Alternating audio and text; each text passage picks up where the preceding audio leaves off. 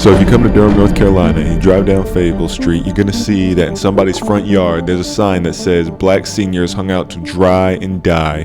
They even have a couple of skeletons hanging by their necks with rope. This is not for Halloween.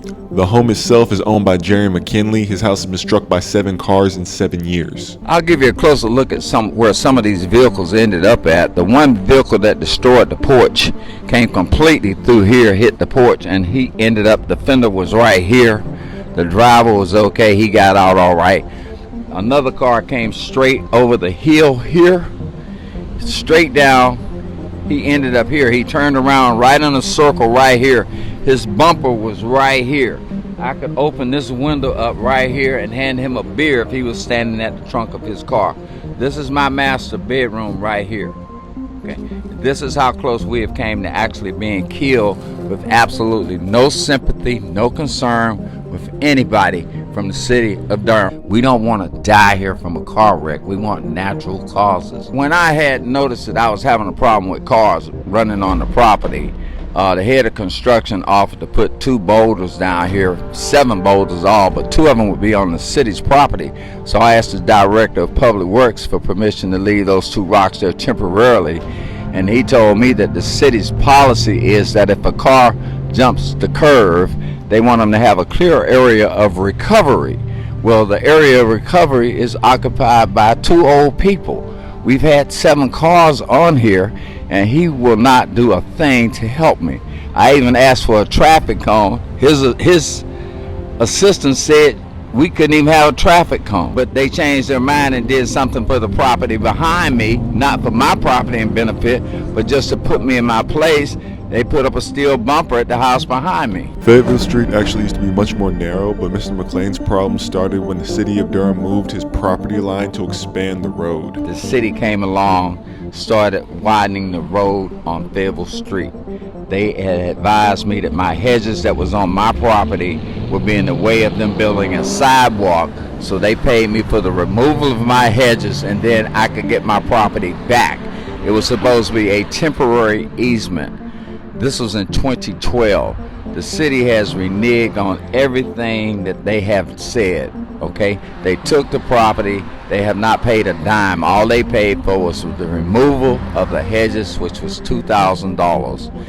And it was a temporary easement. All this stuff that's here now is stuff that the city planted. This is stuff here that the city wants me to take care of.